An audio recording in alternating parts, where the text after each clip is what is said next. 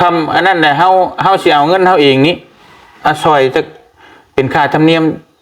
500,000ได้บ่ได้เนาะเว้าแบบเฮายังให้เฮาอยากซอยน้องเพิ่นแต่ว่าตัดออกไปทั้งน่ะจ้ามิเรียบร้อยเกร็ด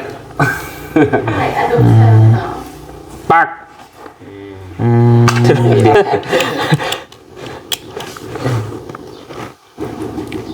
และมอบกรรมสิทธิ์นำใส่ให้แก่นางสาลี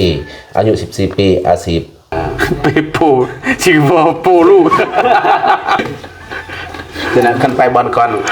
เข้าหูเลยเมื่อกี้นี่ว่าสิให้500,000แต่ว่า1,000นึงมันได้600,000ปลายเฮาสิให้1,000ด้วยซะเป็นการสนับสนุนทั้งในบ้านเพราะมันแหละบ่เป็นหยังดอกเนาะเฮาสิมอบให้อ้ายเด้ออ้ายนับเบิ่งก่อนใช่จำเท่านี้ก็ได้มั้ยจะจำเพิ่นพวกใหม่ด้วยมันจังเป็นพี่เด้อเลยบ่เกิดเด้อแม่นบ่ฮอดนี้เฮ้ยบัดนี้ก็เนาะถือว่าอ้ายก็ได้เฮ็ดหน้าที่สำเร็จเสร็จสิ้นรวมทั้งทีมงานเบิดทุกคนเฮานี่แหละขอบใจผู้ใหญ่ใจบุญและ FC ทางไลน์และเบาเตียงเคยร่ำมีรวยโชคให้มานเด้อสาธุแล้วเป็นจังได๋ดีใจคิด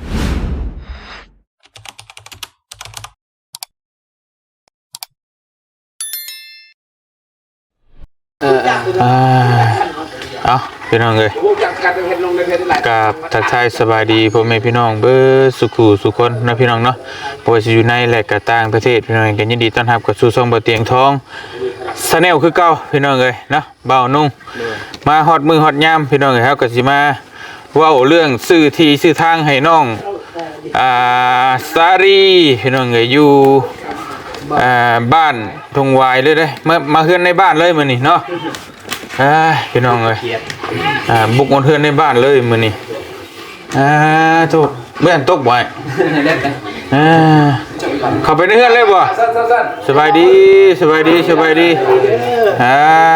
พี่น้องเอ้ยโทษสายเขียวขนาดในบ้านก็ได้สบายดีได้เด้ออยู่ดีมีแห้งเอาเพื่อทุกคนเนาะคนได้โอกาสเอาสมเสยเด้อโดยอย่าเพิ่งสมเสยก็ชื่อท่านได้ชื่อแล้วก็ได้ชื่อแล้วก่อนเอาปูทำได้เสยมาพูดแล้วมันมาแจ้งด้วยเถื่อนมันว่าเงินบ่พอก็มีเด้ก็ว่าใจคนบ้านเดียวกันพี่น้องเอ้ยระหว่างผู้ใครกับผู้เสยมันอยู่ไหมโดยวันนั่นเลยเขาเรื่องเขาเล่าเรื่องพี่น้องที่หนีไหมคือแต่ไม่เยี่ยมไหนเป็นอะไรอยู่ต่างยังไม่กูจะเก๋วันคนอะไรสวรรค์เขตสวรรค์ยุ่งมากเลยเห็นว่าคนเข้าปิ้งไก่ซิโน่ไปผ่านเลยจ้ะว่าไปเลยนั่นแหละปิ้งไก่รถอย่างนี้บาทนี่ซอยไม่ซอยตอกขาเลยเขาเป็นอันนั้นขออันนั้นเพิ่นได้บ่จังหน่อยได้เนาะให้อันนั้นเฮ้ยเนี่ยบอกทางครับให้เพิ่นระงับกระตุ้นก่อนพักผ่อนข้าวนึงเพิ่นมานั่งเพลก่อนมาบึกบาถึงทาง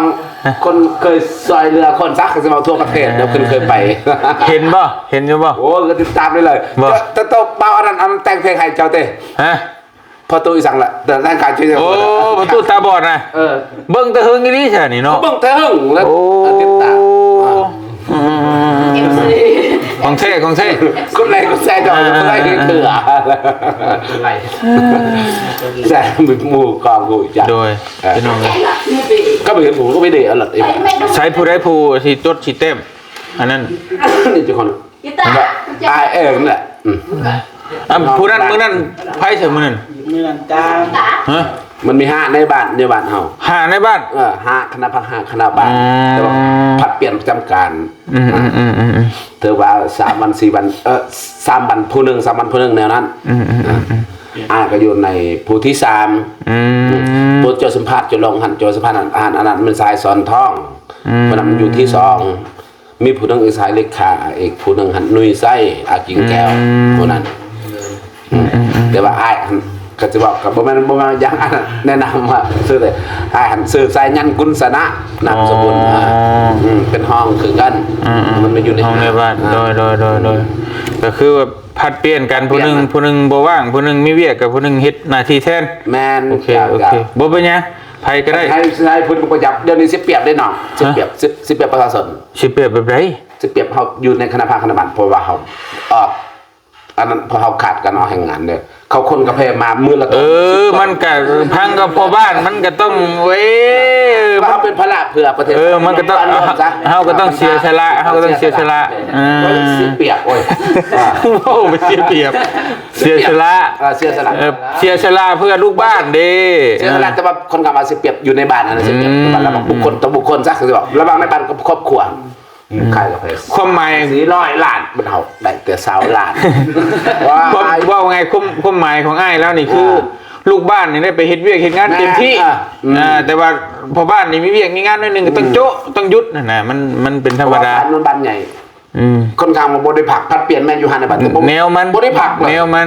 ตาลอดประจำการวิทย์ประจำการอยู่ไปเมืองไปงานดองคนงานดองก็ไปอีกไปคู่มือมื้อนี้อ้ายก็มาแต่งานบัดงานดองไปดิบัดจังหน่อยบัดผัวเมียตีกันเลิกกันไปอีกไปโทรมาทำคืนก็ไปเรื่อยๆก็ไปยุ่งเจ็บหัวปักหัวเปรตฮะไปห้วยดำบ่ไอ้กินกับพวกตุลานเมื่อคืนนี่ก็ทันช่วงบ่ก็ยักส่วงนะบ่มันส่วงแต่แบบไอ้เกิดลงบอกนั่นไอ้บางคนก็จะบอกกับแบบบอกแจงบอกโกงใส่บ่อะไรก็บอกมันบอกคือบอกคนขับมาจะขายคนบ่เคยผ่านว่าคือจีนก็แบบอยากดังแน่หน่อยนึงนะเนี่ยนะผมหมายบ่เป็นหยังเข้าใจมันบ่ได้เบิ่งกันที่คำเว้าเบิ่งกันที่หน้าตาดอกเบิ่งกันม่วนอันนั้นลุงตะบัดอันแต่งเพลงให้มาถึงคำม่วนคักอยู่ว่าโดนแล้วนั่นน่ะอันสบายดีเด้อเบาเกิดเด้อเบาสบายดีเบาเบาเกิดเนาะสบายดีพ่อตู้พ่อเฒ่าพี่น้องเฮามาเข้าเรื่องเขาเล่ากันเด้อบัดนี้เนี่ยได้เพิ่นขั้นตอนเพิ่นเฮ็ดแบบใดอยู่ทั้งบ้านทั้งเมืองลองอันตรงนี้จังซี่บ่าวเงินทองว่าคำนี่อายุอานามเท่าไหร่อายุ31เจ้าดิเอาเป็นอาจจะ43 44เลยแต่ว่าก็คือว่าเนาะคือ30ปลายนี่กันไปนั่งกับผู้หญิงเขาจะเอิ้นว่าอายแต่แบบบ่ให้เอิ้นพอเท่าก็ได้บ่เอาคิดว่า30ปลายเลยโอ้4ปลายแต่ว่าพุ่มเพื่อนคือกันตัวเองกับพุ่มเพื่อนสุขภาพนะแต่ว่าจังหวัดตรงนี้เพราะว่าเรื่องระเบียบบ้านสิอยากแจ้งให้บ่าวตึงทองโหแต่ว่าเรื่องมาพัฒนามาช่วยโอกาสแต่ว่าซุ้มเสริญยินดีต้อนรับเพราะบ้านเรามันมีหลายครอบครัวด้วยหลังจากครอบครัวเพิ่นแล้วยังมีอีกต่อไปเนาะแต่ว่าให้อันนั้นบ่าวตึงทองมาแบบกระจังเบิ่งตัวจริงอีกเทื่อนึงด้วยแต่ว่าเขามีระเบียบกันระบบการซื้อขายเพิ่นเขาจะมีระเบียบแล้วกันแนวนี้เพราะว่ามันเองใส่เพราะว่าคันมอบโอนกรรมสิทธิ์ว่าเรื่องขายที่ดินเนี่ยมันมีธรรมเนียมซะนั่นสิในเรื่องนี้ธรรมเนียมสมมติว่า10 ล้านมันถึงอยู่ในบัดนี้10 ล้านคิดละสิมูลค่าเอา 5% นะแต่ว่ามามื้อนี้แต่ว่าเฮาก็แนะนำมาตั้งห้องในบ้านเฮาก็สิก็คันสิว่าแต่ว่าคันหันเราก็โทรบอกสายเลขาลงมานะเพิ่นเป็นเลขาแต่ว่ามีสำเร็จแต่ว่าเฮาเอาเพราะว่าการช่วยเหลือสังคมแม่นเขาบ่ไม่ว่าเขาปฏิบัติตามนั้นเพราะว่าอันนี้ความโดยความที่จุจนซะที่ว่านะคนช่วยคนน่ะซึ่งกันนะแนวนั้นนะแต่ว่าระเบียบของเฮาแท้ทานห้องบ่แม่นทานห้องท่านเจ้าเมืองเพิ่นห้องรับก็จำกัดว่าออกบัญญัตินะแนวนั้นว่าออกขอลงไปว่าระเบียบบ้านนะแต่ว่าเฮาก็บ่ว่าย่างสมมุติว่าตัวอย่างว่าบ่ถึงสำนั้นจุดนางลงประกอบส่วนสำใดกับสิประกอบส่วนให้บ้านในเมืองก็ถือว่าโอเคนะนั่นก็หมายตัวอ้ายขึ้นขอบใจแต่ว่าตัวนี้มันเฮามีระเบียบคือแจ้งแล้วคือที่อ้ายเว้านะคือแจ้งระเบียบไปแบบนั้นเนาะจ้ะอันปกตินี่ถ้าสมมุติว่ามูลค่าซำนี้10 ล้านต่อ 500,000เอิ้นว่า 5% ต่อของมูลค่าแนวนั้นก็ประมาณ900,000พุ่นแหละเนาะพอตัวนี้มันสำคัญก่อนสมมติว่ามีการสมมติว่าเอิ้นว่าที่นาที่ดังปะสมมติว่ามีปัญหาอย่างพวกเราไปไกลเกลี่ยไปแก้เอกบัณฑิต เป็นหลังจากการซื้อขายของเฮาสิมีเฮ็ดนะใบมอบครับนำใส่ที่ดินเป็นกรรมสิทธิ์ของบุคคลเลยแนวนั้นทั้งสองฝ่ายซะหลังจากนั้นเฮ็ดให้มีครบเสร็จซะปฏิบัติตามระเบียบหลักการของพรรคของเธอ มันต้องตามกฎหมายตามระเบียบกฎหมายอันนี้อ้ายแล้วว่านะอันนี้คือในรูปแบบทั่วไปก็คือมีเปอร์เซ็นต์ในบ้านเนาะทางประมาณนี้แต่ว่าไทยในทีมงานเท่านี้ถือว่าช่วยเหลือและเราก็บอกว่าแล้วแต่เฮาสิมีน้ำใจให้สิบ่ความหมายจะบ่แต่ว่าตอนนี้การผ่านการตกลงบ่แม่นทางผ่านการเห็นดีของพวกเฮาหั่นเป็นผู้ที่ขายหันเป็นผู้เสียมันคือทั้งน้องทั้งหลานน่ะเพิ่นเป็นผู้ขายเนาะนะครับปกติแสดงว่าเพิ่นได้ซะเป็นผู้เสียบ่แม่นทางผู้นั่นน่ะเนี่ยแนวนั้นนะผมมาให้เพิ่นเสียเบื้องหลังนั่นเสียแนวนั้นแต่ว่าจะแจ้งข่าวๆให้ครับรู้ว่าเป็นระเบียบบ้านเฮาแนวใดแน่ประการคุ้มครองของบ้านเฮามันมีระเบียบบ้านอยู่แล้วมันมีอยู่17-18ข้อตามการระเบียบบ้านนะอันมันภาษีเรื่องอันนี้เนี่ยมันก็มีทุกบ้านอยู่แล้วเพราะว่าเรื่องการขอการขายเนี่ยก็เพิ่นก็ต้องเก็บนั่นแหละประมาณนั้นแต่ว่าแล้วแต่หน่วยแล้วแต่รายแล้วแต่บางบ้านนะบ่คือกันบ้านเขาบางคนเขาไปอย่างแต่งงานแต่งดอกมีถึง300,000แต่ไปอายเคยไปโหดงานหนองแถวในเมืองเขา2 ล้านป่ายแล้วแต่มันก็ตามนโยบายบ้านเฮามันบ้านก็สิว่ากับทางไกลศอกเด็กแด่มันบ่มีเงินครอบครัวแล้วเอาหวยอายุ30ปีจะได้เมียสิไปเอา5-6 ล้านก็บ่ได้เมียมันก็เอา100,000 200,000เอานะกฎหมายเฮาตกลงกันได้นะว่าสิว่ากันนโยบายแต่บ้านหลังจากเขาได้เงินดังกล่าวหั่นบ่แม่นนะคือสมมุติว่าอ้ายพระเจ้าเสียมื้อนึงอ้ายสิไปใส่บ่แม่นเด้เอาใส่คนรวม1เนี่ยครับประกอบส่วนคนเสียชีวิต2เขายกย่อเฮือนได้ประกอบส่วนเขาตกลงกันนั้น3ระบบโทรโคง4ระบบโซลาร์เซลล์บ้านเอาซึ่งการเก็บสะสมเงินดังกล่าวมันสิติดนะไปเยื่องทางแนวนั้นหน้าแพทย์นะบ่แม่นสิไปเจ้าได้หรือจบไปบ่ได้มีการตำหนิติสมเด้เนาะเป็นของรวมเข้าใจงานรวมแนวนั้นนะสิไปกินร้านนึงโอ้ยเจ้าก็เบิดมันสมมุติตัวอย่างเนาะบาดถึงเขาเนาะแต่มือเสื้อมันสมมุติว่าคือน้องสมมุติมีผู้ใหญ่ใจดีนะเขาสนับสนุนเนาะจะบ่ฮอดไปบ่ฮอดจัดบ่ถึงฮอดจังได๋เขาบ่ให้แม่นแนวนั้นคืออ้ายคือกันอ้ายเฮ็ดเวียกระบบอันนั้นเขาสิบอกก็ปกครองบ้านก็แนวนั้นคือกันมันผิดเบิดแหละเพราะว่าเรื่องเฮาเฮ็ดนี่มันต้องโจงแจ้งละเอียดทุกอย่างเฮาถ่ายทอดไปทั่วโลกแล้วเฮามันต้องก็สิว่าความรู้พวกน้องหนุ่มสิมันความรู้สูงอ้ายบ่ได้เรียนเด้มีแต่มันก็สิว่าปริญญาชาวนาบ่ได้เรียนคือจุน้องหนุ่มผู้เจ้าเรียนจบแต่ว่าก็อายุได้สำเร็จถือว่าโอเคบัดนี้จุน้องหนุ่มก็คือกันจ้ะจบรถไถเพ่คันนึงเห็นอยู่เพิ่นเพื่อนเลยบอกเลยเห็นอยู่เพิ่นลูกนี่ฮะเห็นเพิ่นติดตามเพิ่นเอาบัดนี้อันในโคตรตกลงประมาณนี้ทั้งเบาเกิดได้ผลในอันตัวนี้นี่ฮะมานั่งพี่ก็ได้มานั่งพี่ก็ได้เพราะว่าตัวเรื่องภาษีเป็นอย่างนี้น่ะเก็บน้ำผู้ขายใช่ป่ะแม่นผู้ใดรับประโยชน์ซะผู้ใดได้ประโยชน์บัดนี้เจ้าเป็นผู้ซื้อเจ้าเป็นผู้จ่ายเงินเนาะตัวอย่างเพิ่นเป็นผู้ซื้อเพิ่นได้ประโยชน์เอานำพวกอันนั้นผู้ได้ประโยชน์ซะสิบ่ได้เงินซะเพิ่นขายทรัพย์หลังจากขายทรัพย์แล้วให้เพิ่นท่าให้บ้านแนวนั้นนะผมหมายแต่เจ้าว่าใดๆเจ้าบางนั่นไปอันไหนไปแนวตึงติดละยาเราเป็นไม่อยู่หาละเสียไปเด็กก็อยู่เสียมันนั่นน่ะเจ้าถามพ่อเพราะว่าพ่อเพิ่นก็อยู่ในคณะผักคณะบ้านเพราะเฮามีระเบียบที่มาโทรศัพท์บ่ให้เด็กมันติดซอยเตยติดได้ก็ขายซอยกันประมาณเอาหนังได้บ้างป่ะประมาณของน้องมันประมาณ4ครับก็ซอยเรือหรือว่าประมาณขอเลยว่าตัวนี้ทุกคนคือบ่ขับต้นนี้กันซินตะป่งหายซินตะป่งไม่ใช่ใส่แหวนนะกันแสงลองเธอเจ้าบอกดูเจ้าอธิบายดูเป็นว่านี่ชื่อเล่นโทรศัพท์ไปเด้อดูบ่ล่ะดินกับราคาที่แล้วช่วยเหลือเองสิไปเสียอีกว่าข้อหมายแล้วว่าคือเจ้าแบ่งขายถือแล้วอยู่ไม่ต้องมีไปเลยบ่ตัวนี้เนี่ยจะบอกลานเพราะว่าเจ้า เธอว่าแต่ว่าพอจะบ่มาแต่ว่าค่อนข้างว่าให้เข้าใจแนวนี้เบาถึงท้องไอ้เบาก่อน เอาเบากันแล้วกัน ก็เธอว่าแมนอยู่เข้ามาผู้เจ้าขายถึงต่ำถึงว่าบ่ได้แพงเนาะขายช่วยเหลือซึ่งกันและกันซะก็สิว่าพูดได้โอกาสผมบ่มีเสียบนอยู่บนอาศัยซะพระอาศัยซะวันนี้แต่ว่าเฮามีในเว็บบ้านวันนี้ในเว็บบ้านก็บ่แม่นแต่ว่าอันลุงหูเด้วันนี้ทั่วไปประชาชนเฮาก็ได้แจ้งนี่แนวนี้ตัวนี้แนวนี้มันมีแต่ละข้อนะมันจะให้ร้านเข้าใจแนวนั้นลมก็พอกับแม่ เข้าใจมาก็งามน้องแนวนั้นเตือนให้เพื่อเกินก้อนเปียเตือน ผมหมายของเพิ่นว่า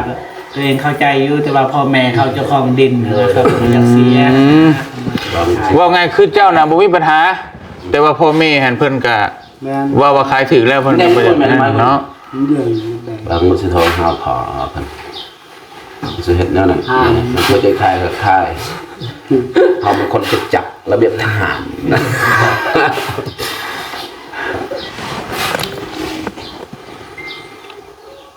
บ่ได้ มีแต่อันนั้นใช้คำว่าคือมัน เอานี่ซะคือว่านั่นอะไรก็ตามมีแต่ว่าช่วยคนด้อยโอกาสเนาะบางอย่างทางเนาะคันจะเขียนอ้ายจะเขียนเป็นอย่างยืดเป็นบทคำเสร็จถึงว่าผู้จะบ่ให้ทำเนียมก็ตาม แต่ว่าเขาสิแจ้งเวลารวมกันส่วนแต่ว่าตัวนี้เขาประกอบส่วน แต่ว่าไทยจริงก็อยากมีพันธะบ้านแนวนั้นนะแต่ว่าเขากับคนใจดีคือกัน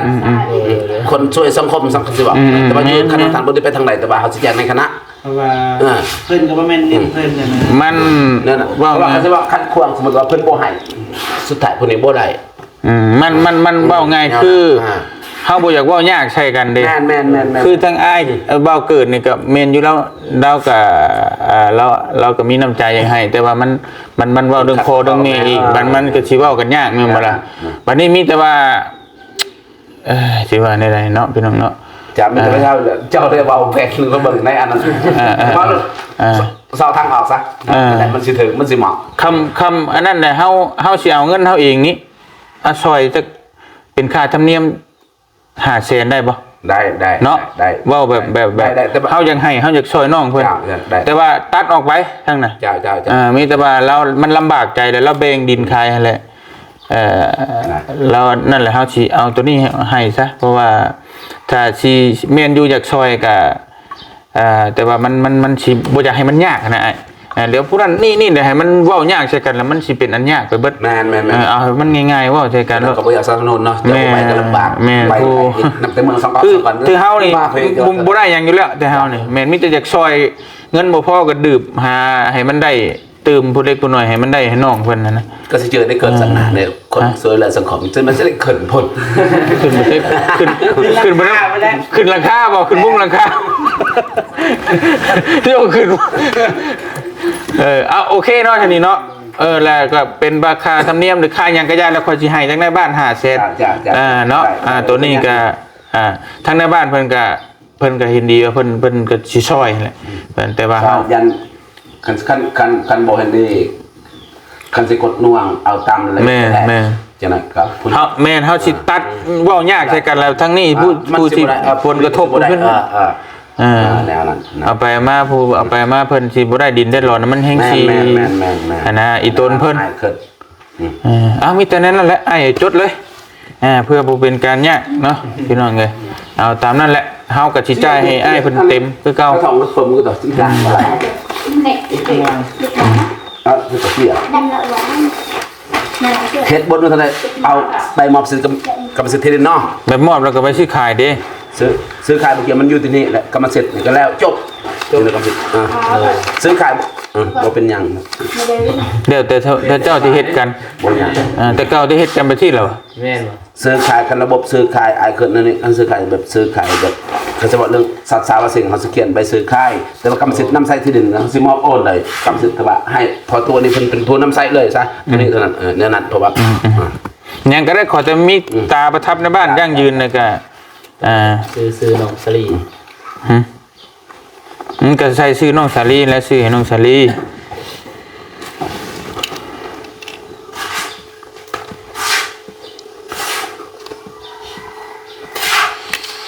ก็มีใบตาดินตึกเตือหรอวะทางนี้เพิ่นเฮ็ดเป็นได้อยู่บ้านมีอยู่มันเป็นอันนี้การออกใบที่ออกเป็นโพหามันติดป่า3ประเภทของกระทรวง ทรัพยากรในธรรมศาสตร์เพราะว่าเฮาบ่ทันได้ อ๋อ แต่บางอันนั้นเขาก็มี อ๋อ แต่ว่าคันเฮามีตัวนี้แต่ว่าผ่านการไปยืน ใช่ตัวนี้ไปก่อน แต่ว่าสมมุติว่าเพิ่นขายแล้วเพิ่นสิเอาคืนบุคคลก็โหทั่วบ้านเอาหม้อนี่เราขายแล้วยังจะเอาคืนนะคือหมายว่าเอาหลักฐานตัวนี้มันยังยืนซะกันสิว่าเพราะว่ามันเฮาบ่มีเพราะว่าเขาบ่ให้เมืองบ่ออกให้เพราะว่ามัน ยังเมืองยังบ่ให้เลยเนาะ ยังเพราะว่าบ้าน เมื่อบาทเลยบ่ ว่าบ้านอายเพราะว่ามันเป็นบ้านติดป่า3ประเภทเขาเอิ้นว่า1นี่ป่าป้องกันแห่งชาติ2นี่ป่าป้องกันแหล่งน้ำ3นี่ป่าสงวน แม่น แนวนั้นเพิ่นบ่ให้เอาแต่ว่าเขาสิจัดสรรนะประมาณ2030ขึ้นเมืองเพิ่นก็คันสิออกสำนั้น เลย แนวนั้นนะ โอเคบ่เป็นหยังขอแต่ให้มันเป็นไปตามระเบียบบ้านเมืองอ้ายเคยเฮ็ดนี่แหละมันอันนั้นแหละ เจ้า มันบ่มีปัญหาหยังเพราะว่าเฮาอยากฮู้ซื่อนะว่ามัน น้องไม่ใส่น้องอีกคน เราไก่ บ่กล้าใส่เสื้อตัวเองใส่เสื้อเขา ย่านอย่างนี้ ซิวเกิดก็ได้สิได้อยู่ ถูกหับเงินนั่นแหละเจ้าว่าหับเงิน มาหมาอันนี้อีกคน บ่แม่นแล้วแม่นถึกเพราะว่าผู้มีกรรมสิทธิ์เด็ดขาดนั่นแหละพ่อเจ้าบ่ต้องใส่ชื่อเราแล้วชหน่อยบัดใส่ชื่อลูกบัดข่อยบ่จักนั่นนะลูกราคาเว้นดี นี่แกให้เห็นดีกันเบิดนั่นแหละมันจังอันนั้นเนาะเพิ่นก็โอเคบ่เพิ่นโอเคอยู่เนาะการซื้อขายดินอยู่บ้านเฮาค่อนข้างว่าแพงเลยซ้ำว่านี่ แม่น เม็ดหนึ่งระดับ3ล้านเม็ด เพ่งเฮายอมรับบ่เพ่ง บ่ได้น้องเขาใส่ขอไปเสิร์ฟกับอ้ายนี่แหละไปหลบมื้อนั้นวันนี้40คูณ10 120ล้านมันธรรมดาอยู่โผนี่ก็บ่แม่น4ล้านจุดนั้นจุด เลย ทั้งนี้ อยู่แถวบ้านเฮาอยู่ขนาดอยู่ใกล้ในเมืองใกล้นครไกลซอนเด้ออยู่สวรรค์หั่นไร่อันนั้นน่ะ40คูณ40เมตรมีแต่ 40,000 บาทนึง 30ปลายล้านนะเบิดเท่านั้น ดิจัดสันเนาะ แม่นแต่ว่าโอ้เดินดูเพลงดีอยู่ นี่บริจัดสันเนี่ยบุคคลดินบุคคลมันจะสิแท้เนี่ย ปลูกสร้างน่ะมาไม้แม่นไม่ล่ะ 15 คน15 15คูณ15หมอยจะแพงคือกันเลย แน่ บ่ได้เด้ให้จัก25คูณ25เมตร ก็ว่าอ มัน ยู่ บ่แม่นในเมืองมันก็สิว่าเขาก็บ่แต่ว่าบ่ทันมีระเบียบแต่ว่าจะแพงบ้านเฮาขาย เพลงอยู่ม จะแพงนี่บ้านเพิ่นนี่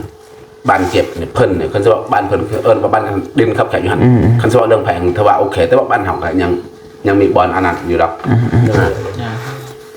บ้านบ่เจ็บเด้อ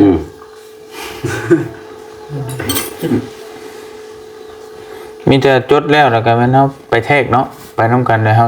สิได้ตอกหลักไว้เอาเป็นเม็ดเฮามาบ่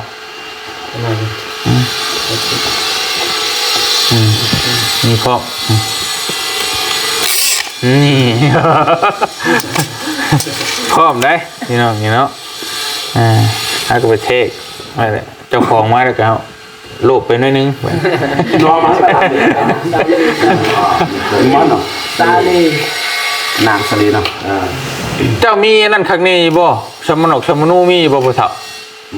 มีอยู่เนาะ สมุนโขัวมัน โอเคอายุ14 ปี ที่เขาดิน 4 ขวบ 2 ใบไปสมณ 15คูณ15เป็น แม่มีคือกันของพอก็มีคือกัน โอเคมาเรียบร้อย เกร็บ ปักเรียบร้อย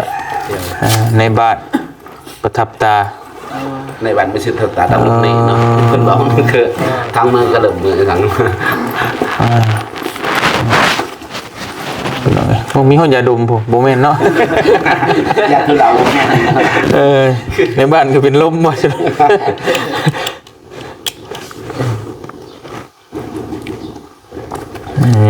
ขักหลาย เรียบร้อยพี่น้อง เดี๋ยว เนาะ สิในบ้านน้อยสมิ เอาถือว่าอาญาพันธ์อันนี้หลังจากเปลี่ยนสิทธิพันธ์พี่น้องทาง แม่น เหมาะสมแต่ว่าเขามีสิทธิ์นะเพิ่มเติมหรือว่าเขาตัดออกมาเพราะว่านี่เป็นใบมอบกรรมสิทธิ์เนาะจะได้คำควรสิบ่ได้อ่านเนาะ บ่เป็นหยัง แต่งบันทงไว้ใบมอบกรรมสิทธิ์ นำใส่เด่นข้าพเจ้าเนาะเท่ากิเนาะเป็นผู้มอบเนาะอายุ54ปีสัญชาติลาวอาชีพสาวสวนปัจจุบันอยู่บ้านทองวายเมืองตะแตนแขวงเสกองได้มอบกรรมสิทธิ์เนาะประเภทดินปลูกสร้างตั้งอยู่ทองวายเมืองตะแตนแขวงเสกองเนาะให้แก่นางซาลี่เนื้อที่15 คูณ 15 เมตรเนาะตัวนี้สิบ่ได้อ่านแต่มันบ่ติดพันเนาะแต่ว่าในดินในมอบกรรมสิทธิ์นำใส่ให้แก่นางซาลี่อายุ14 ปีอาชีพเนาะสาวสวนปัจจุบันอยู่บ้านทองวายเมืองตะแตนแขวงเสกองซึ่งมีสายแดนติดจอดดังลมนี้ทิศเหนือติดกับเนาะทางประชาชนเนาะไปส่วนเนาะทิศใต้ติดกับเท่ากิส่วนเพิ่นเองและพอเพิ่นนะ จะเป็นออกติดกับอาเปือเนาะอาเปือเนาะทิศแต่เป็นตกติดกับกิเพิ่นเองเป็นเนื้อที่ทั้งหมด15 คูณ 15 เมตรเนาะลักษณะหับใส่น้ำเด่นแม่นบ่แม่นซื้อมูลนี่บ่แม่นซื้อทวารเฮ็ด ซื้อใคร นางซาลีซื้อมาปลุกเรือน ใส่ราคาได้บ่ใส่มูลค่าได้ใส่นางสาลีซื้อแล้วก็มูลค่าเท่านั้นเท่านี้ แม่นนางซาลีซื้อ แม่น ในมูลค่าเท่าไหร่ 18 ล้านเกือบจะว่าสิว่า17แม่เมื่อกี้ ลงนะ เฮ้ย18 ล้านกีว้าวล้านบาทแล้วมันสิ8 ล้านกีบ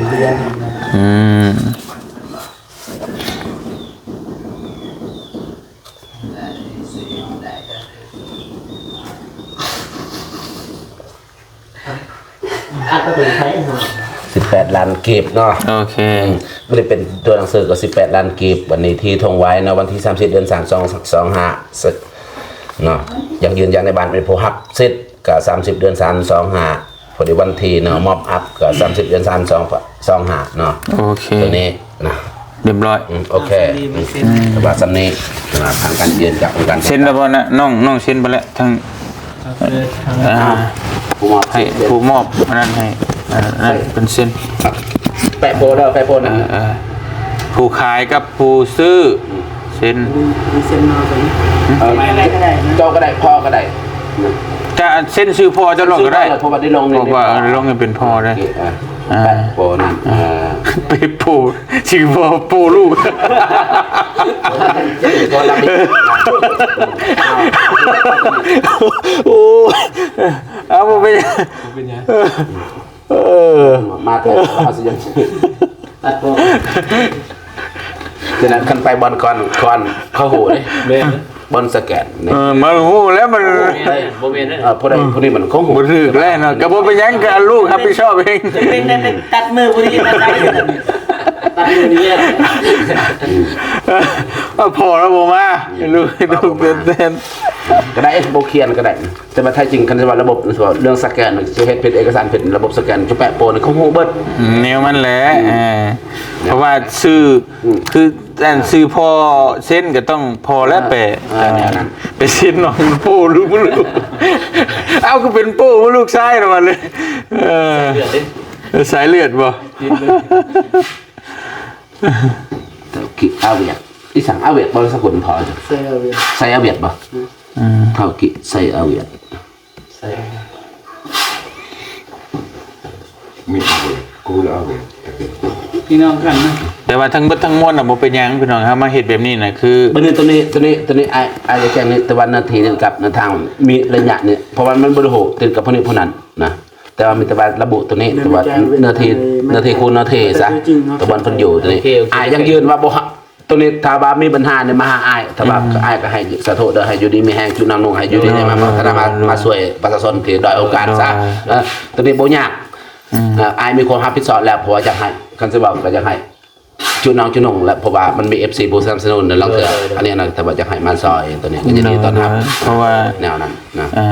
เพราะว่าทั้งเบิดทั้งมวลเฮาก็ต้องผ่านในบ้านพี่น้องถ้ามันถ้าเกิดปัญหาเกี่ยวกับดินในแม่นในบ้านก็เป็นผู้ดูแลนะครับ แม่นถือว่ามันขาดตกบกพร่องตัวใดก็แม่นจะอ้ายเพิ่มเติมแทนน้ำหลังให้มันขัดมันแน่ ตัวนี้บ่เกิดยาน โดย เป็นอย่างเพราะอ้ายเคยเห็นมาแนวนี้ มาจะเอาค่าธรรมเนียมให้ก้อนบาทนี่เนาะพี่น้องโอ้ย อ๋ออยากให้ทางเจ้าผู้ได้รับประโยชน์อันนั้นก็เลยจุดน้องจุนงโทษ เป็นยังไงเราเกิดเสีย อยากให้นะก็บ่เป็นหยังดอกเฮาบ่อยากบ่ยากใช้กันนะก็บ่เป็นหยังแต่อันนี้บ่เตียงเสียเงินบ่เตียงเสียเอง บ่ เมื่อกี้นี่ว่าสิให้500,000แต่ว่า1,000นึงนี่มันได้600,000ปลายเฮาสิให้1,000นึงด้วยซะ จะ เป็นการสนับสนุนทั้งในบ้านพร้อมแหละบ่เป็นหยังดอก เอา เนาะ สิเขาอันรวมคือกันเพราะว่าเสื้อเป็นสายโทรโคงเปิดประกาศข่าว แม่น เพราะคันสิว่าระบบในบ้านมันหนักหันแล้วเขาว่าไผเป็นในบ้านถ้าว่าสภามาธนาเอาเสนอนี้อ้ายคิดว่าอยากให้มีบำนาญแล้วโดนเนาะถ้าอยู่หลายปีแต่ว่าระเบียบบ้านระเบียบของสภาบ่ได้ห้องหับเด้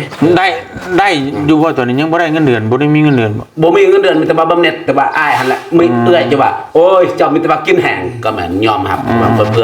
ออันรวมซะเจ้าออกติมันบ่กล้าเอาว่าโอ้ เสียสละเพื่อ ส่วนประเทศชาติเอาว่า เพื่อ เพิ่นว่า ส่วนรวม ห่วยเจ้ามื้อใดก็มีแต่อยู่ข้าวเดียวเถอะก็แม่คนนี้คนนั้นโอ้ยต้องอยู่คู่มือเขาสิบอกเรื่องอ้ายนี่กินแห้งไม่ยิ่งซะกินแห้งเอื้อยจะมีแต่เพิ่นออกให้ออกส่วน ก็บ่ได้ไปทุกมื้อแต่ว่าก็ไปเวียกก็ได้ ประจำการนั่งเถื่อวิทย์ประจำการก็ไม่เบียกผู้นี้อีกมาจอมเอาไปห่วมเดิมตัวเองขอเลยจะแนะนำของการต่างๆคนนั้นต่อเลยบ่ได้ออกเลยแนวนั้น บ่ได้ไปฮอดชวนซ้ํ ก็ไปแน่แต่ว่าเดือนหนึงสมมุติว่า 2-3 วันเท่านั้น ไปปลูกมันไว้ไปมันนี่เขียวแหละ ไปอีกเท่านาได้ก้นมันพี่น้องเอ้ยบ่เป็นหยังเสียสละเพื่อ แม่น บ้านเพื่อเมือง ให้เขารู้ให้เขาเลือทราบว่าโอ้เท่านี้เราเป็นพ่อบ้านนะก็ยาเราโทรสัญญาปากมองก็อยากให้จุลูกก็อย่าให้จุลูกจุหลานจะให้จดจับกันว่าเสียสละเด้อเพื่ออันรวมก็จะเขาเกิดในประเทศลาวพลเมืองเราเขาอยากประกอบส่วนแต่ว่าเขาสมเกียรติซะเขาไทยไปเราจากโลกนี้ไปแต่ว่าเขาสมเกียรติเขาประกอบมันหลวมถ้าเขาไม่ได้ประกอบยังเสียใจเด้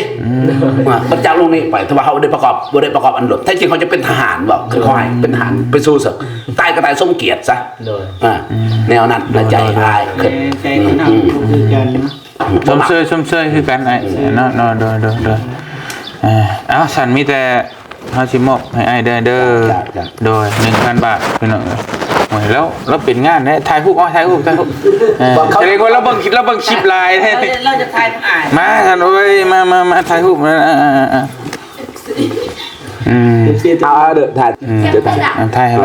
ยแล้วบ่มีหลักดอก มาพาเด้ออย่ามาเด้อ ใช้ของเฮา โอ้ยแสให้คนโหซะคนเคยมาสามถนนแต่ว่านั้นน่ะจะไปฮอดผลได้เมืองขนมเด้ทางแดง คนละกันยังหอด เดี๋ยวเพิ่นไปบ่ก็มา เห็นบ่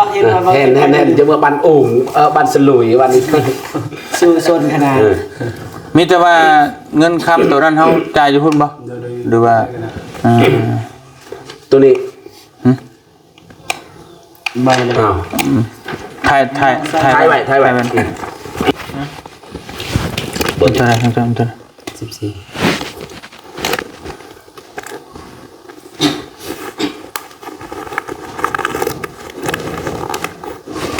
กูไม่เปลงงอนในสนแพงกับแพงก็เลยชื่อโมโซลอยเสาหลาย ในแรกินมือกูจะเซฟเลย 400,000 ทำไมเปลยซาบุนซัง50 ครั้งนอกพอตุตาบัดนแต่งแพงให้จอนเนาะ แต่อยู่แล้วแต่งเป็นบัด3 4 พอเจ็บแล้วก็แต่งเป็นให้กัน แต่งให้ได้สักเพลงเด้อ ว่ามันมวน ก็แต่งมันบ่เข้ามันบ่ติดคือมันบ่ติดพันกับแนวไหนสำหรับผมนะ จะออกมาแต่ที่มันนั่นแล้วแต่ที่เหลือจะเก็บไว้มันเป็นเงินของเจ้านะ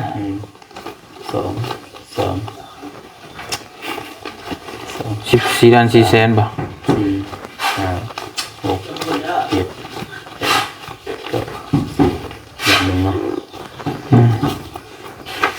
ก็ได้4เนบกับ4แสนเป็นบ่ยากดอก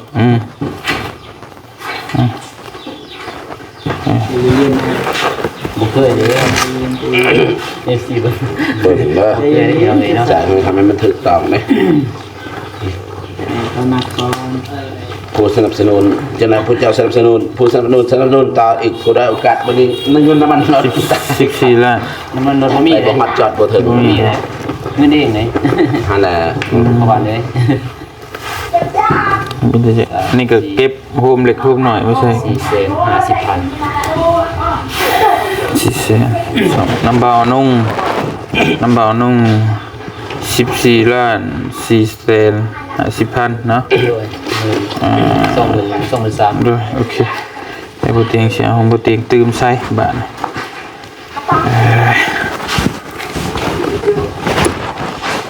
ที่เหลือ18ล้าน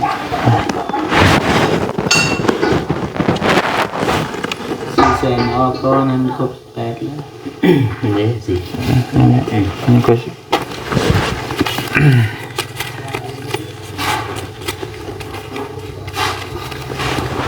ก็เสียเอาตัวเนบนี้ให้ด้วยนะครับจะบ่เตียงเพิ่มใส่3ล้านปลายเนาะเงินบ่3ล้านปลาย3ล้าน3ล้าน6แสน 3,650,000 เลย โอเคไอ้นับมาก่อน15 อันเรียกว่าส่งคืน เอาเลย รอเกิน เดี๋ยวฝากให้เรานับก่อนเราสิบ่มันเห็นต่อ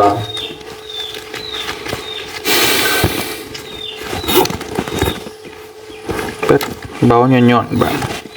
เราจะบอกฝากมาคิดหนึ่งเราจุ๊บอย่าแค่เดียว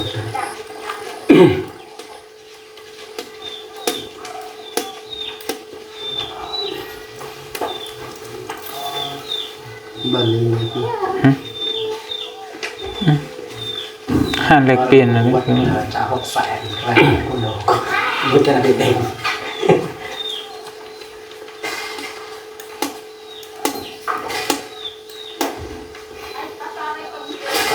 ใครคนนะ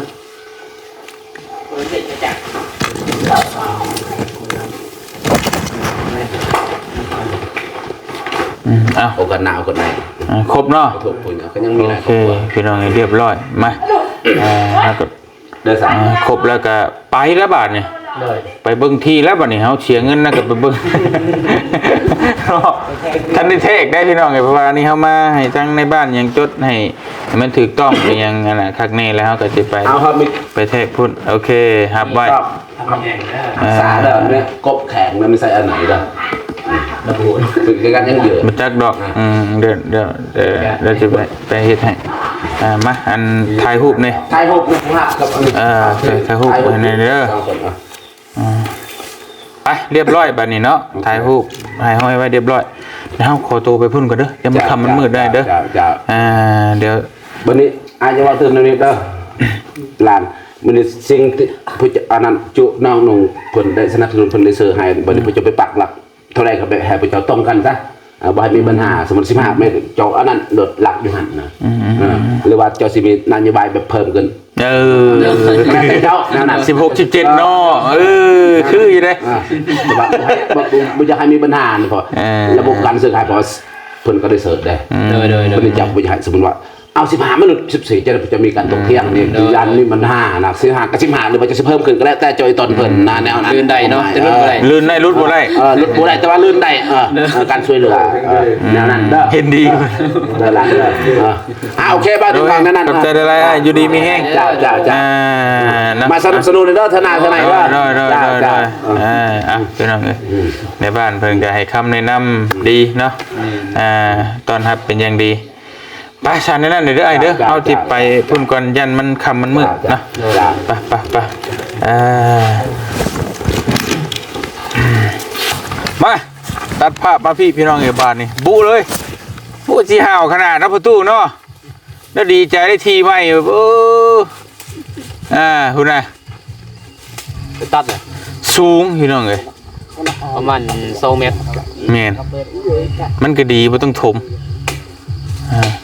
FC หลายคนว่ามันบ่ไกลบ้านบ่ว่าฉันบ่ไกลได้พี่น้องเห็นนั่นอันนี้ก็เฮือนคนนั่น แทกวัดแทกขึ้นมา เพิ่งหด200 บ่ฮอดนี่นะประมาณ60เมตร 70เมตรเนาะ จากเฮือนคนมานี่60เมตร70เมตรประมาณนั้นบ่ฮอด100เมตรพุ่นน่ะ ตอนหาไปเฮ็ดเรือนนี่ ต่อกับไฟฟ้าก็ออกมาได้นะต่อออกมาไฟฟ้าก็ม้วนเดียวออกมาได้สบายพี่น้องเห็นเนาะไปลุยทีมงานให้เม็ดเท่าน่ะเฮ้ยผ้าอันอีตู้เฮาฮะ เอาไว้ขึ้น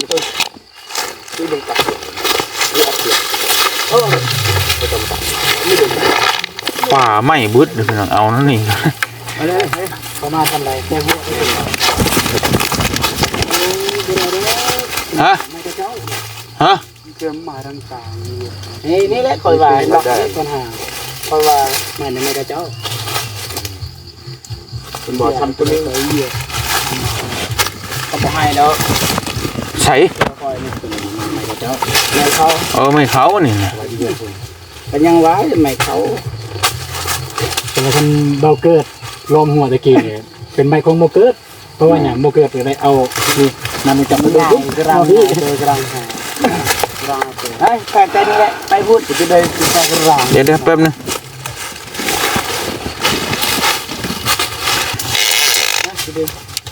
เอาไปเถอะเจ้าก็สิจำใช่ เอามาเล่นใจบ่หันก้อนดูดึงมันนั่น 7บ่75 เราจะหาก็ไม่ ฮะ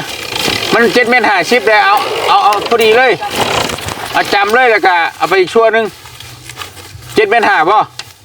นี่นั่นนี่7เมตร5จำไว้มือจำไว้ดึงตึงไปเอาอีกชั่วนึงไปอีกชั่วนึงกับ15พอดีเลยหันไหนนี่กุ้งไม้นั่นเชิงบ่กุ้งไม้พอดีบ่เอากุ้งไม้นั่นเป็นกินกันได้ง่ายๆมาทางไม้ไว้มา โอเคแต่คุณก็แต่ว่าบ่ฮอดด้วยของใหม่ บ่ฮอดดอก มันฮอดได้เรื่อยเลย ที่ไหน อ๋อ ที่นี่โอ้ทำใหม่เลยต้องกุ้งใหม่เลยบ่มีบ่นั่นนี่เนาะ พอมาอีกมันเบาเกิดกันเนาะโป่งกันก็เลยบ้านโน่นเลยโป่ง เว้ย แล้วเนี่ยตัดหมดเลยยังเนี่ย แต่ บ่คำคือว่ามันบ่ฮอดมันไกลดีเราก็มันคือว่านั่นก็ให้เรามาตัดเอาให้เจ้ามาตัดเอาเจ้ามาตัดเอาโลดนะแต่ว่านักรับลายก็เฮาก็บ่ว่ากัน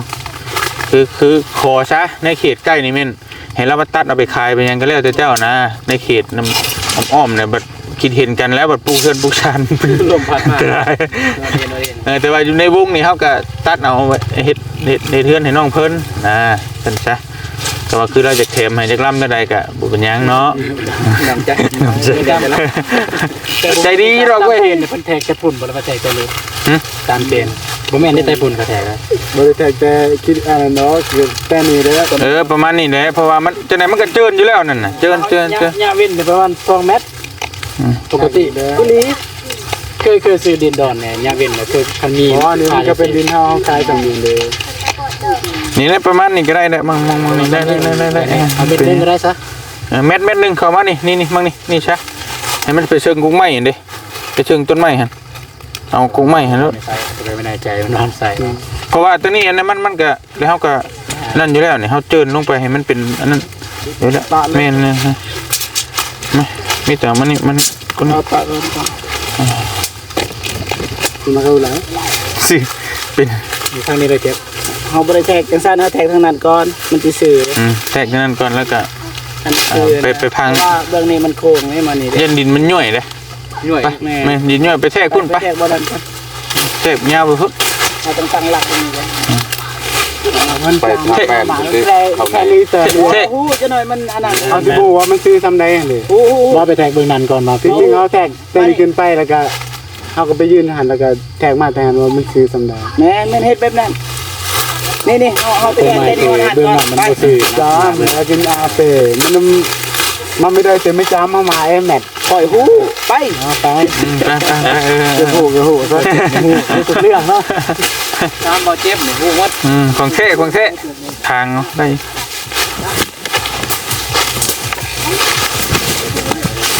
ดึงไปเลยมาพี่เด้อบ่าวน้องมาทางพี่ผ้าเอามาพี่ไปเลย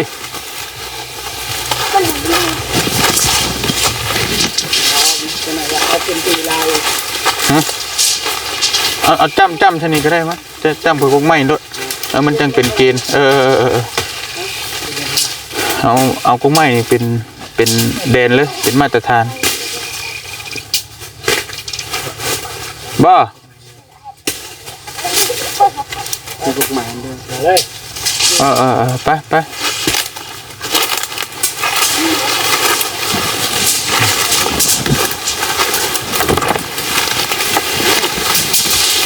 เอาเด้อเอาก่อน ไปเลย ไปเลย ไป เป็นป่าเป็นป่าชงวนเลยนะพี่น้องเวลาตัว ไปคลิปเลยบ่ โดยคลิปเก่าหั่นแหละ เก้า แม่นเอาต่อมาเทกชุดแรกเอากระคักเลย พักก็บ่ ทางเลย คักแน่บ่ แม่นบ่ ดึงกินเค้งแน่มันย่านตรงรวงอยู่หั่นน่ะ เดี๋ยวทำใหม่ก็ทำจัด พระหกนี่เนาะจากของดิน ตรงนี้เป็นลายบอล โอ้ลายบอลพุ่น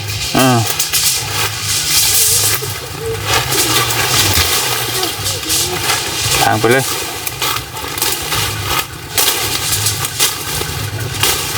ไอ้พ่อเฒ่ามาเบิ่งน้ำกันไหมพ่อเฒ่าเอ้ย ออกกระเบิ่งไอ้ต้อง ถือกล้องอยู่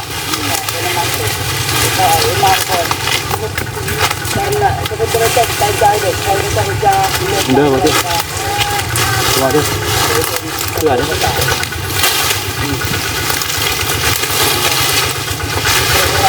เป็นดีเนาะหกดีทำไมจังวะ เครือนี่พ่อเฒ่าเอ้ยว่าจะเบิ่งกันเด้อตัวนี้ก็ได้ป่ะนี่มาพันใบไม้ไว้นี่ ตัวนี้เนาะ กุ้งไม้นี่เออ ตัวนี้บ่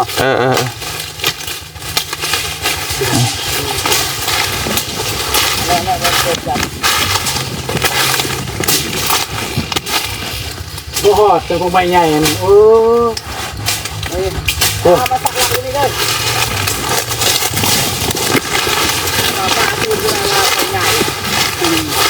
ใช่เฮ้ย ได้แล้วป่ะ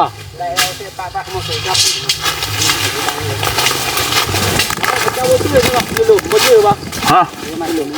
บอกเขาก็เอาลงไปพุ่นบัดแทงลงไปพุ่นบัดแทงลงไปให้มันได้15ช้ำกัน บอกว่าเขาจะง่ายไปแทกบอลนั่นดึงมานี้ ไปเรื่องบัดนี่ ไปตุน เย็นตัวดีของกู ตัวใหม่ตัวนี้ด้วย อันนี้บ่ต่อนี้ ตอนนี้จะมาว่าที่ง่ายที่ไม่ลงนะโอ้จะพากิน นี่ต่อฮะ เจ็บกูแหวกตัว จะไปเด็กไปตึงบอกหาตัวไม่ดึงมาเลย ผมมามาจะพุ่นก่อน แม่มาดึงแล้วให้ตั้งหลัก เจอยันได้เด้อ จะยืนนี่น่ะ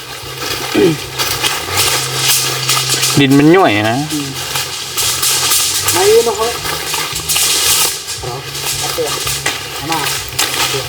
กินเงยมันนี่เนาะเลมมันมันจะไปหกที่ แล้วิ่งมันจะกระลังปอก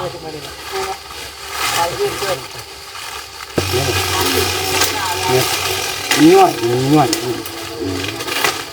ไปจุด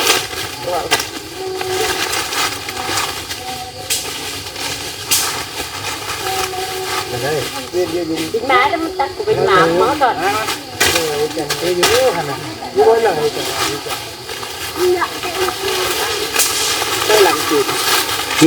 พี่มาเลยเด้อ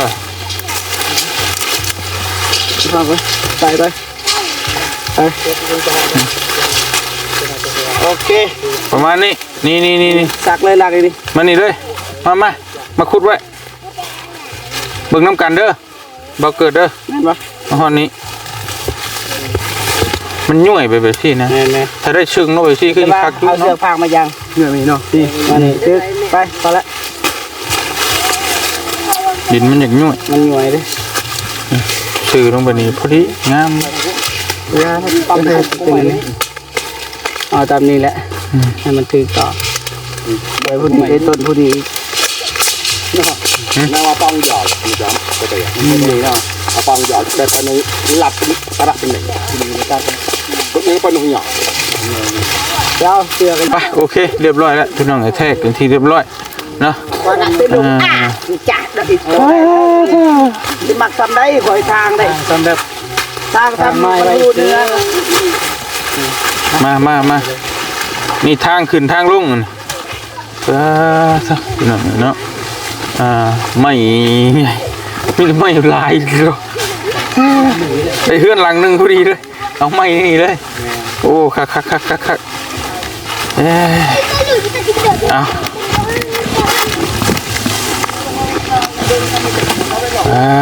พี่น้องไปเรียบร้อยบ้านนี่เนาะตัวฮะเป็นยังเดี๋ยวให้เป็นจังว่ากันพี่น้องเอ๋เนาะจะอีกทีหนึ่งดอกอันนั้นน่ะเรียบร้อยแล้วบาทนี่บ่มีเงินเลย FC ไอ้คนบ่มีเงินแต่ติดตามด้วยใจบ่ต้องใช้เงินเด้อ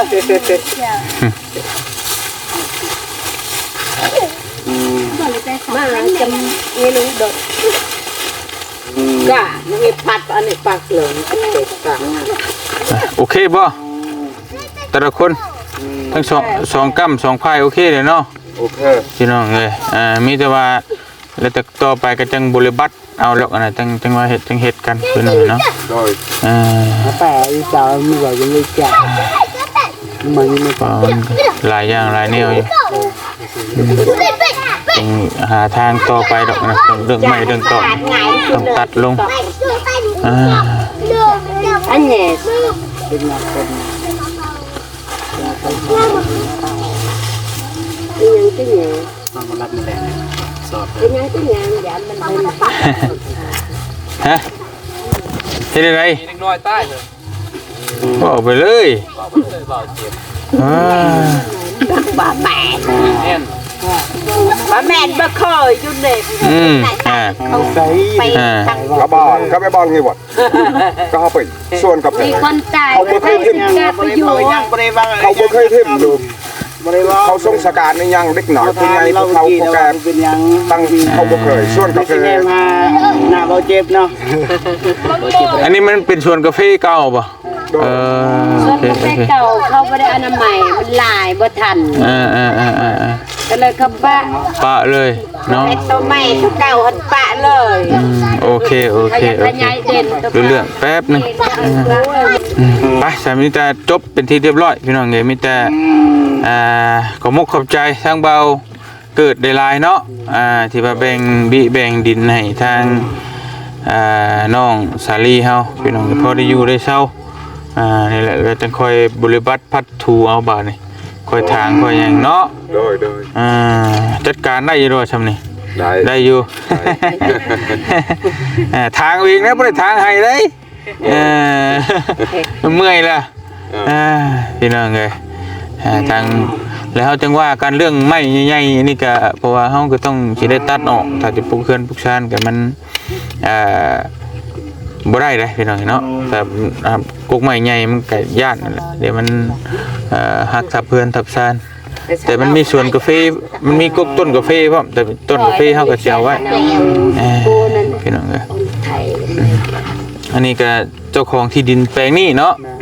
พี่น้องเอ้ยอันนี้เป็นของเรานี่เป็นคักกินดิ ไทยพิเศษไทยปลูกมันแต่บ่งามปะเอก เป็นไม่ใช่กระคักอยู่พี่น้อง ดินเฮาแล้วเพิ่นขอก่อนแต่ว่าแก้ไขบ่ได้เฮาแต่บ่อนเดียวตอนนี้ก็เลยแก้ไขบ่ได้ แก้บ่ได้เลย บ่ได้ มีแต่มัดอย่างเดียว มัดบ่ได้แกบ่ได้ แก้ให้แหน่จักเด็กจักหน่อยกันเนาะ ได้นับติตอนเดียวนี่ของเฮาสินะได้บ่เป็นหยัง ขายคือของเพิ่นเฮาสิแบ่งให้นั่นน่ะแกะอยู่นำ ลายบ่นี่ ลายของเพิ่น โอ้ยคนรวยตัวซั่นเนาะ จนเฮ็ดบ่รอด เฮ็ดบ่รอดเฮ็ดบ่ทั่วเฮ็ดบ่รอดนี่คือเฮ็ดบ่ทั่วพี่น้องไงโอเคเบาเกิดเด้อขอบใจหลายๆอยู่ดีมีแฮงเนาะพี่น้องขอบใจเบิดทุกคู่ทุกคนเด้อขอบใจทีมงานมาซอยในมื้อนี้เนาะก็มุกขอบใจหลายๆพี่น้องเอ้ยมาสั่นอีหล่าเฮาเดี๋ยวสิให้ขอบมุกขอบใจผู้ใหญ่เพิ่นบัดนี้เนาะทางเบาอนุ่มมาพี่นำก็ได้พี่น้องบ้านนี้สิให้ขอบใจผู้ใหญ่ใจบุญเพิ่นนั่นแหละมีแต่เป็นของเจ้าของเรียบร้อยแล้วบ้านนี้เนาะใช้ใบได้นาง ใบโตเขาเอาหนังบ่ อยู่ใช้ จ้ะ ช่วย ไปเมียนแล้ว ไปเมียนเลย คุณแม่ บ่เป็นหยังบ่เป็น ก็ยังเสียน คักแน่ดีแล้วนี่เนาะ นั่นน้ำแกเป็นเอ็กเซีย บ่แม่นเสียเล็กน้อยหลายคนเขาเอาเขาจีดแล้วไป โอ้บ่ได้เลยจีบ่ได้เลย คนตก พอประกอบขนมโฮบ อันตรายเลย เล็กน้อย ตัวสำคัญ เขามักยอม โดย หักสายดี กลัวประอาไหม โอเคเนาะมาทีมงานเลยมาซอยมานำกันไปแล้วมาซอยกันพี่น้องเนาะมายืนพี่อีละ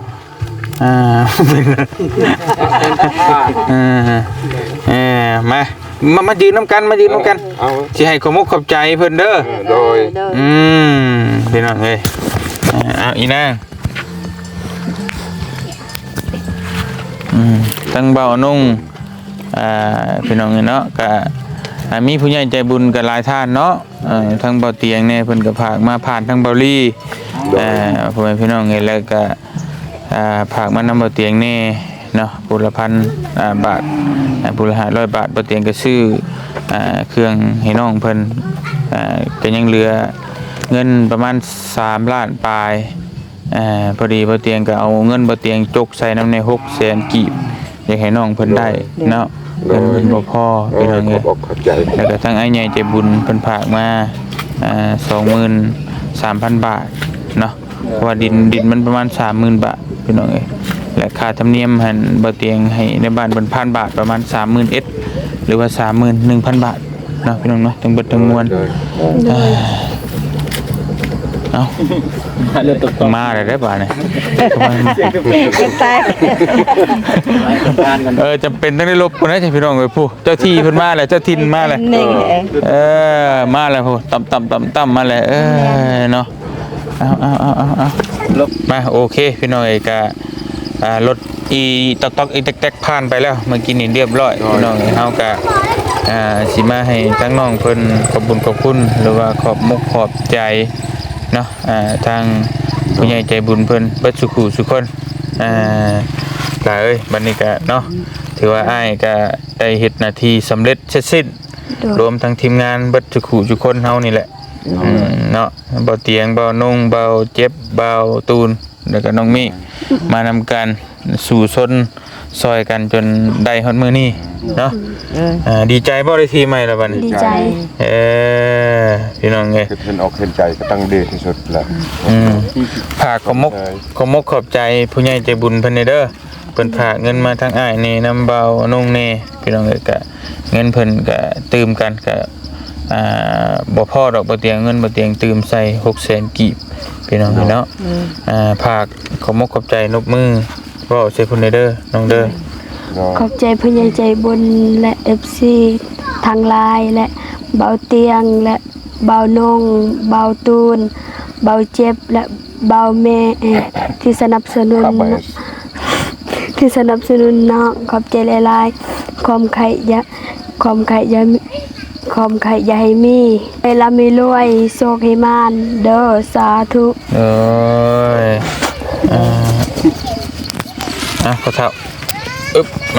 ผมขอบใจผู้ใหญ่เพิ่นเด้อผู้ตูเด้อโดย เราจะสั้นให้พวกลูกมาทีมงาน สู้ขู่สู้คนอยู่นี่มาพร้อมเพรียงเฮียงหน้ากับพ่อกับแม่กับอันนั้นเด้อลูกข่อยสลีแต่ว่าตัวนี้นับไป9ก้อนกีมันทุกข์ยากหลายเติบเดินอยู่ก็บ่มีเขากินก็บ่มีรถขี่ก็บ่มีแต่เดี๋ยวนี้พวกลูกเฉลิมฉลองเห็นอกเห็นใจหลักพ่อแม่ขอบอกขอบใจนำพวกลูกบุญให้มีประชีให้ขึ้นความเจ็บบ่ให้ใดความไข่บ่ให้มีตลอดอายุมันยืนอนาคตต่อไปอย่างสูงให้เห็นหน้าเห็นตาไปกับหมากไปกับมาลากับบานให้สะดวกดีบ่ให้เจ็บบ่ให้ใดใครบ่ให้มีอายุมันยืนอนาคตต่อไปขอจบ สาธุเอาบ่เตียงกันได้ตั้งหน้า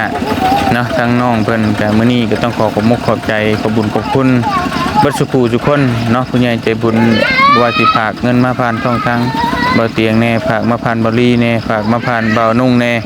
ก็ขอบใจเอ้ยอ้ายพ่อแม่เบิดทุกคนเด้อที่ช่วยเหลือทั้ง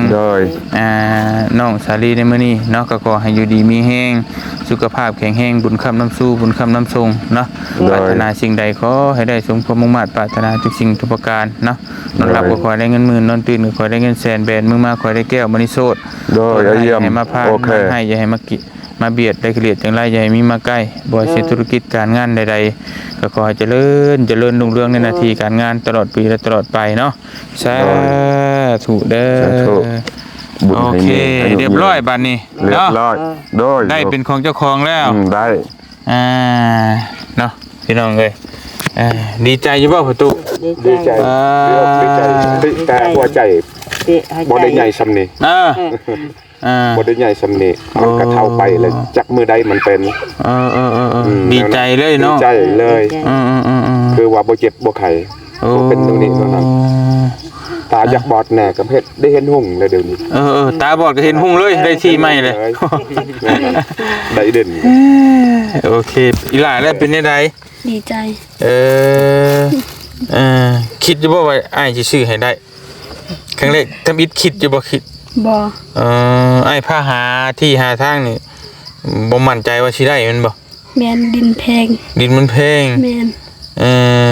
ว่ายาเมื่อวานนี่บ่เดี๋ยวน้องว่าบอลแพงเนาะบ่ช่วงสิได้ดอกเนาะ แม่น พอวันนี้ได้เป็นของเจ้าของแล้ววันนี้มีแต่บรบัดเอาเด้อ โดย มีแต่ทำความสะอาดเอาทางเอาป่ากับบัดนี้ โดย ทั้งผู้ใหญ่เป็นชื่อให้แล้วเนาะทั้งยายก็ถือว่าช่วยกันเบิดทุกคนเป็นน้องเอ้ยขอบใจเบาอานุ่งเบาเจ็บน้ำเด้ออันเบาตูนเบาเจ็บและเบิดทุกคนช่วยกันประสานงานกันพี่น้องเอ้ย โดยความดีคุณงาม โดย สิได้มามื้อนี้เนาะ แม่นบ่ง่าย จนทิศพิธีไปเลยพี่น้องเอ้ย โดย